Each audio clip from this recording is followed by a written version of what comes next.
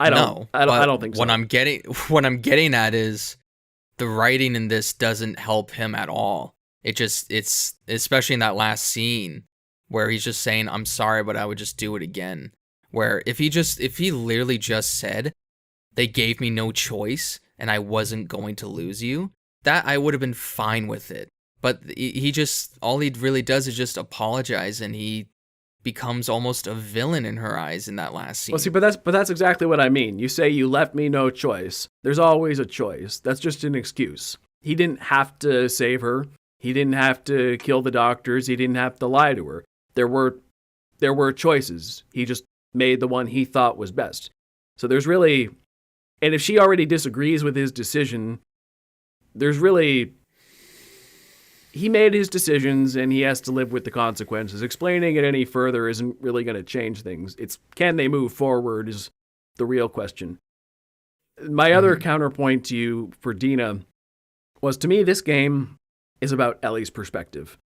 The first game is all about Joel. We saw how it went down for him. We know why he did what he did and why he did it. We saw how it all played out. Ellie did not.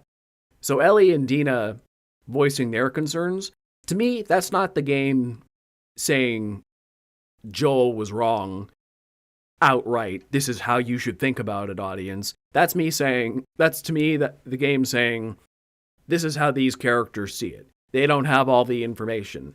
This is how Dina and Ellie think about this situation, maybe upon reflection. They don't really know what was going through Joel's mind. But we as the audience, we're the in-between. We understand, we're playing as Ellie now. We understand why she feels betrayed and lied to by Joel. But we also played through the first game ourselves, and we know why Joel lied to her. And the truth is honestly somewhere in the middle. And we as the audience get to make that decision. Ellie is probably more mad than she ought to be, because we know how Joel felt. But we also know Joel probably shouldn't have lied to her. So we know how Joel feels, we know how Ellie feels, and it's our decision to say who was really right. But they're allowed to feel how they want to feel. It doesn't have to glorify Joel's decision for our sake, because we know what he was doing. So to me, that's how I saw that. It's not Joel is objectively wrong, it's just the characters think he's wrong, but we don't have to.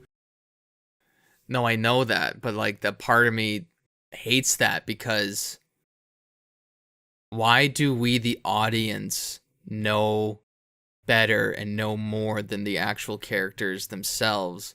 And now the characters are trying to throw criticisms in one of the most beloved characters to come across gaming in the past decade. And I understand. That's the problem with being omniscient. We know more than they do. But we do. I know. So why are they bringing up?